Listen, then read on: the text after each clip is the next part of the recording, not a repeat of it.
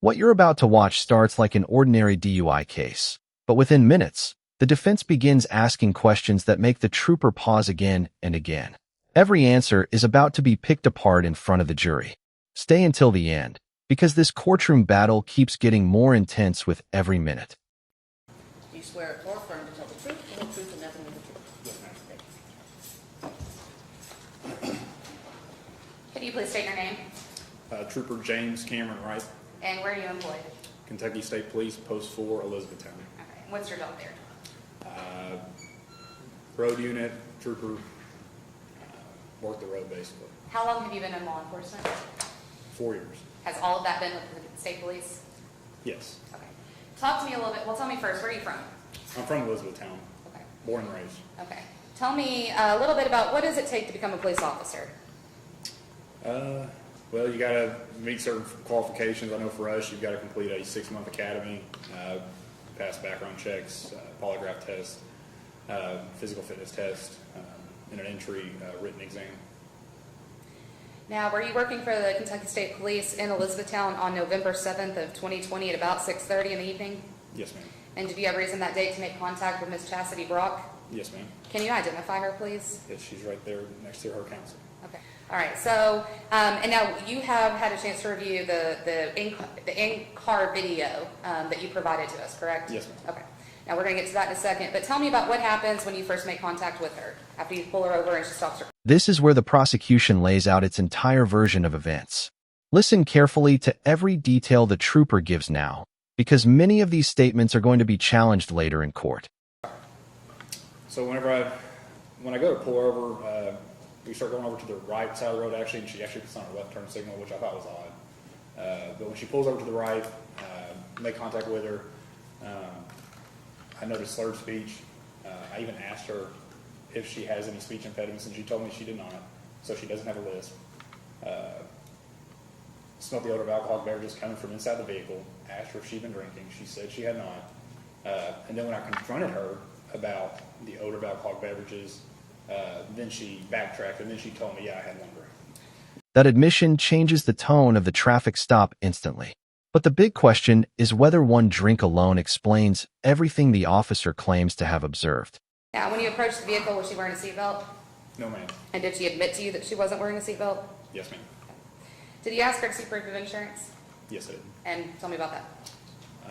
I had asked her a couple times for it, but she only produced insurance I believe is valid in 2017. Okay, She was so nearly 4 years old at the time. she couldn't provide current proof of insurance? Correct. If I could get that video pulled up, please.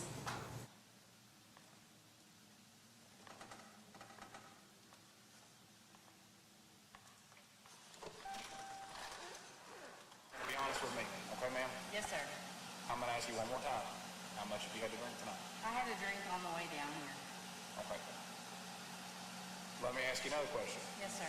Do you have any type of speech impediments, anything like that? No, sir, I don't. You're slurring the words very badly. Okay. Is it just one drink? Yes, sir. Okay. Judging off your slurred speech, you're... Okay. Well, nervous, you didn't know anything about me while you were driving, and you're driving forward. Okay. I was on the phone. I was talking to my friend to do the whole thing. I'm sorry. Hey, you're also not wearing a seatbelt. You weren't Yes, wearing it. sir. You weren't wearing it when I came up. No, sir, I was not. Okay. Let me see your insurance, please. Okay. Is this the only insurance card in the vehicle? Yes, sir. Okay. It's nearly 4 years old.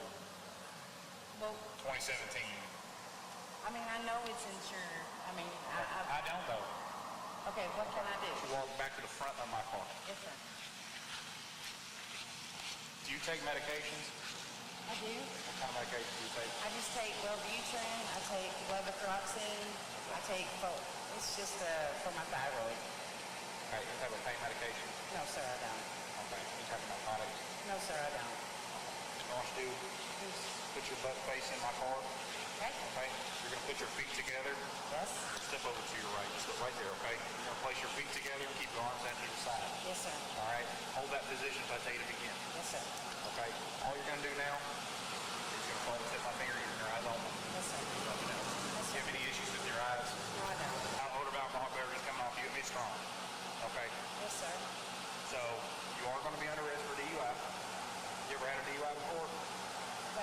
20-something years ago. I need you to place your hands together like a friend. Okay? Nothing illegal on your person? No.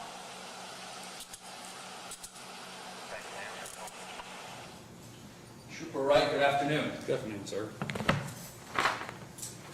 I just have some follow-up questions for you with respect to the events that transpired on November 7th of 2020 with Ms. Chastity Brock. Okay? Yes, sir.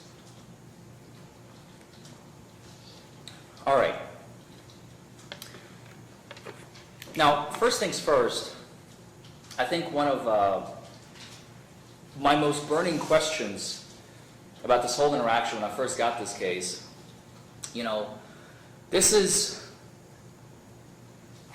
7.5, give or take, months since the start of the pandemic, correct?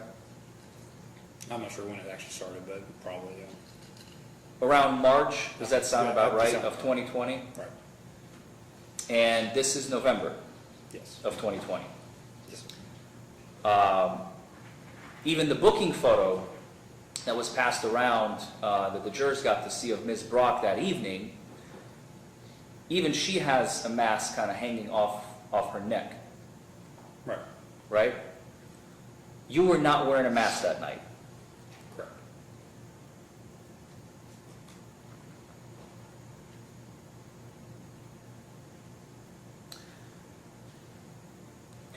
I know it's kind of hard to imagine it being August 31st in 2022 today, in the tail ends of summer, but on November 7th, it was pretty cold that night, was it not?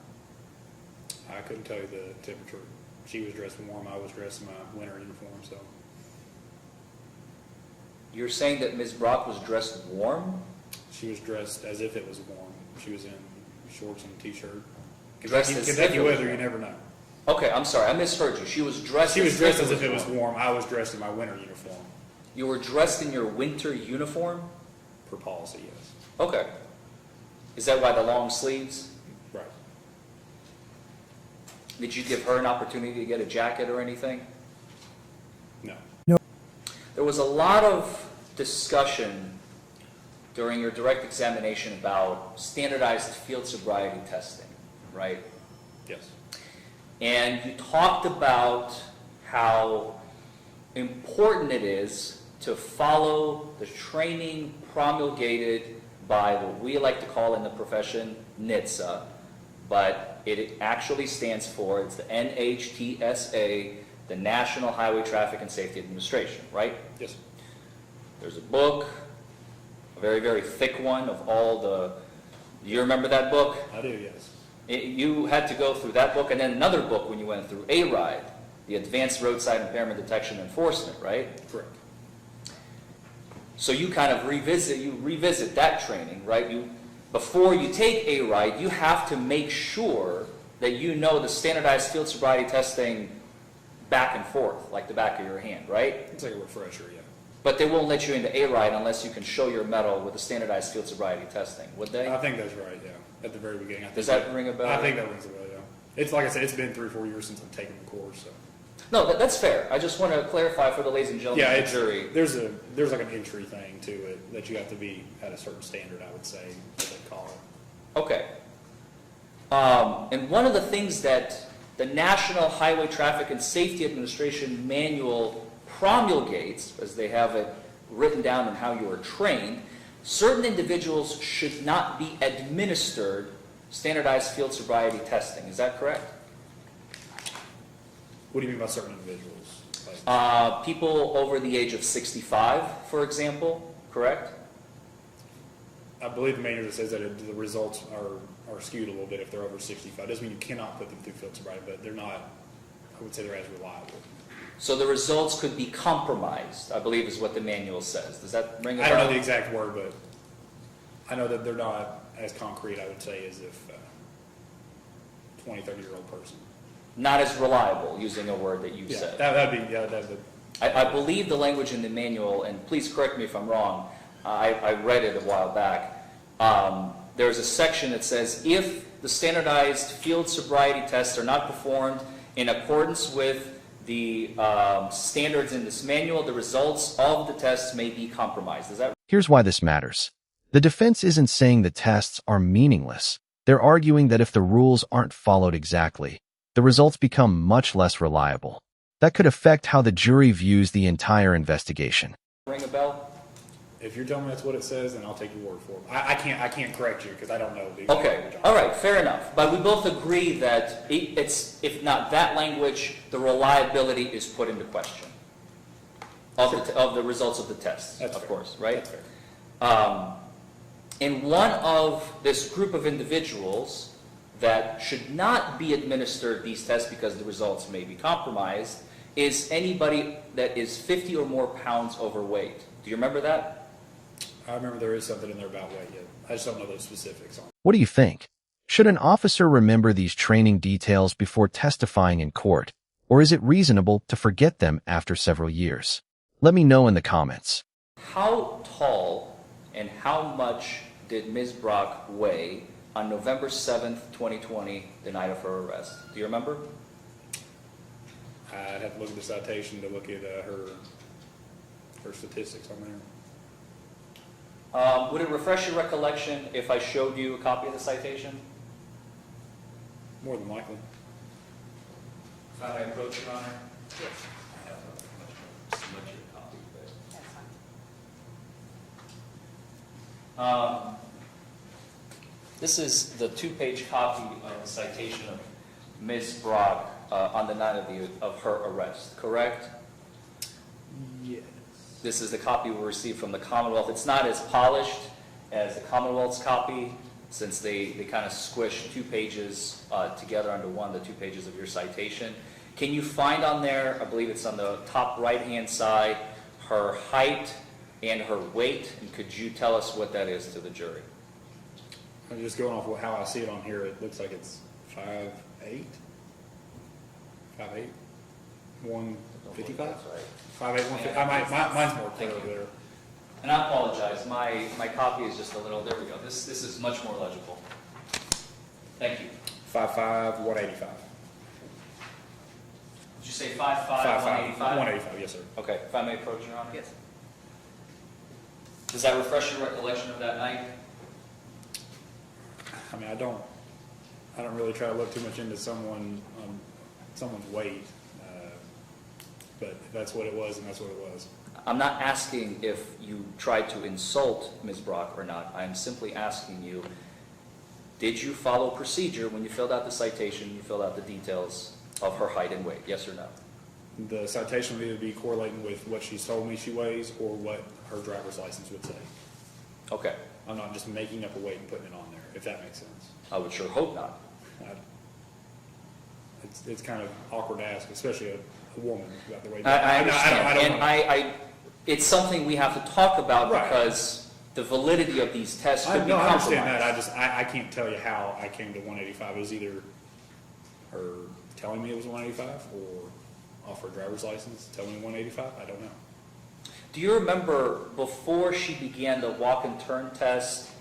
I couldn't make it out exactly, but she said something about her thighs touch as she walks. Do you remember that? Squishy legs? Squishy legs? Yeah. I think that's what she said she had. Okay. She said that, and we heard that on video, I believe. I think she right? said it once or twice, yeah. Okay.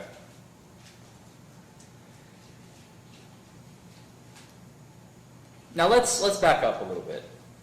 So you testified today that at some point, and I don't want to be putting words in your mouth, so I'm going to refer to your citation, and please stop me if at any point I'm incorrect.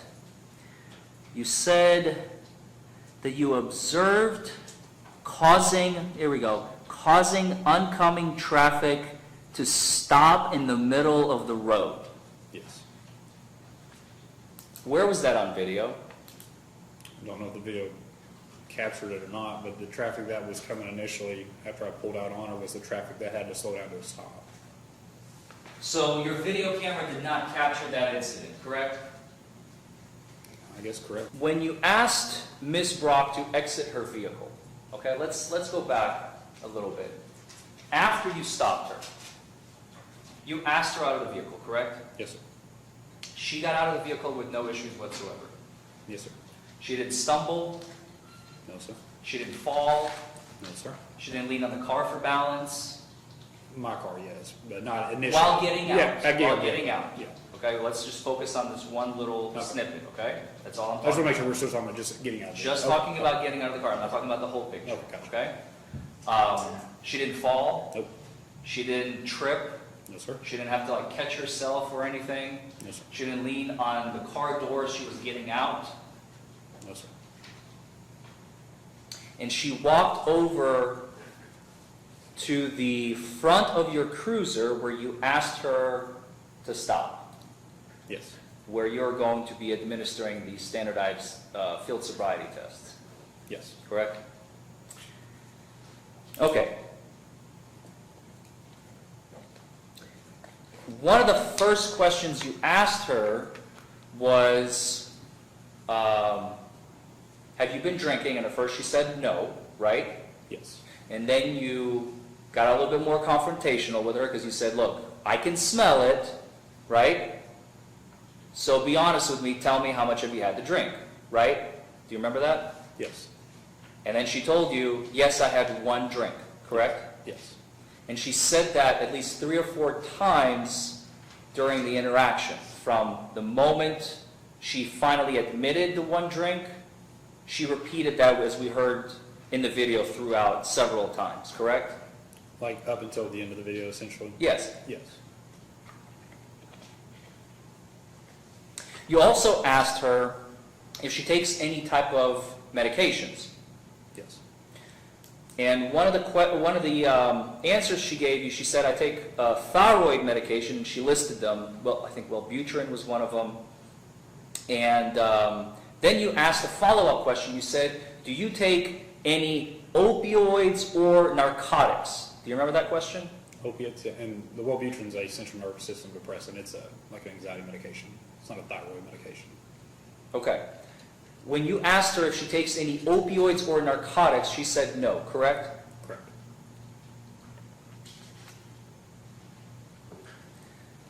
After you administered the standardized field sobriety tests, and she was placed under arrest, there is a moment where you ask her to give you the phone number of her aunt. Do you remember that? Yes. And she recites it to you from memory.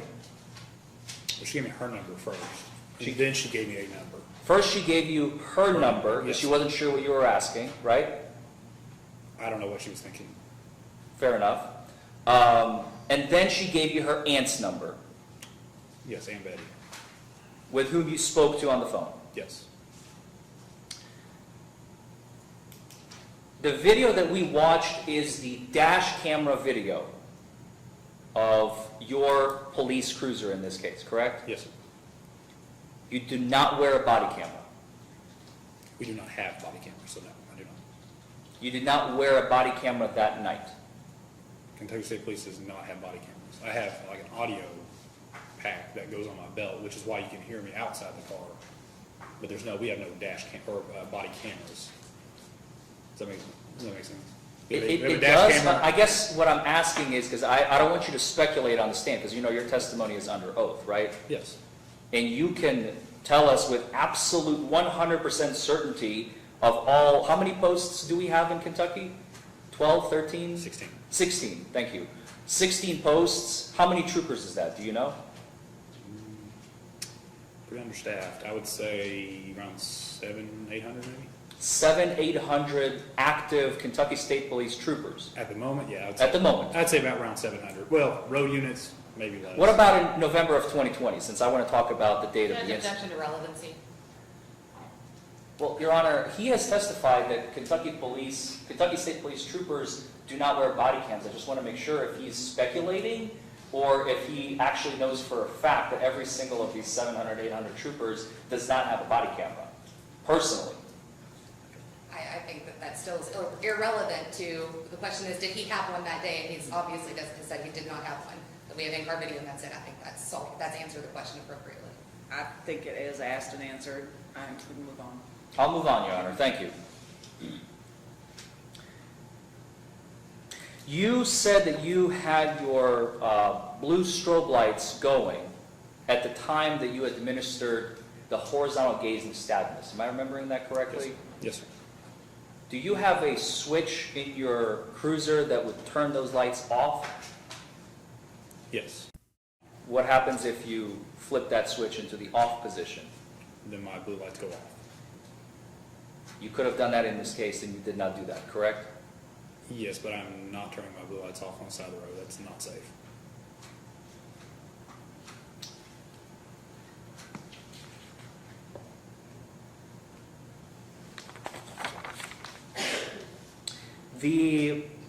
Let's talk about the post-arrest arrival at the jail. Since you testified that you did not have a body camera, and we have not received any video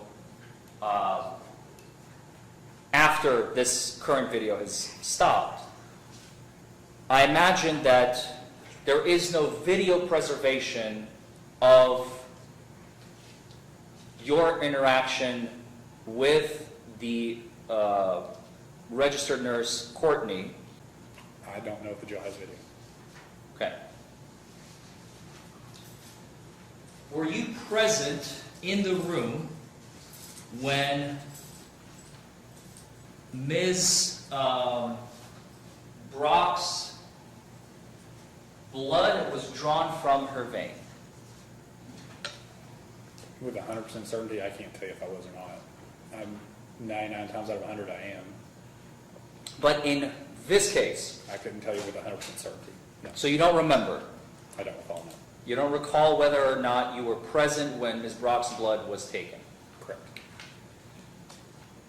Did you bring the blood kit to the jail nurse? Yes. Or did she have a kit of her own? No, we supply the blood kits. I keep them in the trunk, and that's just where I get them from, my trunk, and I take them inside. And there are portions on this blood kit, since it's being used for official government purposes, right? And there are certain lines that you fill out. Does this look familiar, officer? Or, excuse me, trooper, right? Can I move over there? Yeah, please, if you would, come out so you can read it. Can you all see this? I know it's a little small. Yes. Does that, do you recognize, is this your handwriting?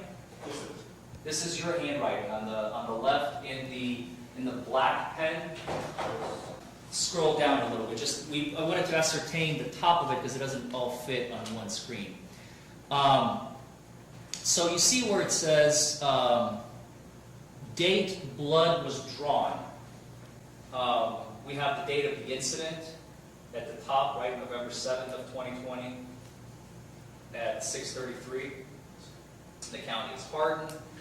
Again, we have the investigating officer, department, which is Kentucky State Police, the facility where it was drawn, HCDC, what does that stand for? County Detention Center. The jail. Yes.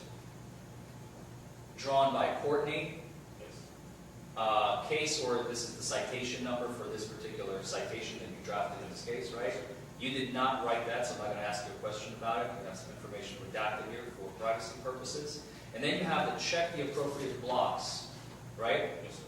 What are you testing for? Alcohol and drug screens specified, Yes. right? And then we have something called a chain of possession. Yes. And that is completely blank. Were you the one to put the vials back into the box, or was Yes. it Courtney? I do. I seal it up and everything, yes. So you touch the vials as you put them into the box? No, the nurse usually lays them in the styrofoam container, and then I just put the lid on top and then seal it and then put it in the bag. Okay. I try not to touch the vials just because usually there's blood or some type of cleaning solution or something on there. Okay. After you seal it, is there special tape that goes over to make sure that the package doesn't open in transit? Yes, where I put JW 511, that seals on both sides and it keeps it from opening up. And then you drop it in the mailbox? Yes, sir. That's all the questions I have, Your Okay, Honor. thank you. Do you have any follow-up? Ms. Weir? No, Your Honor, not. No, Your Honor, not at this time. Okay, sir, you may step down, and we are And that's the end of the trooper's testimony. What began as a routine traffic stop turned into a detailed examination of training, memory, and police procedure.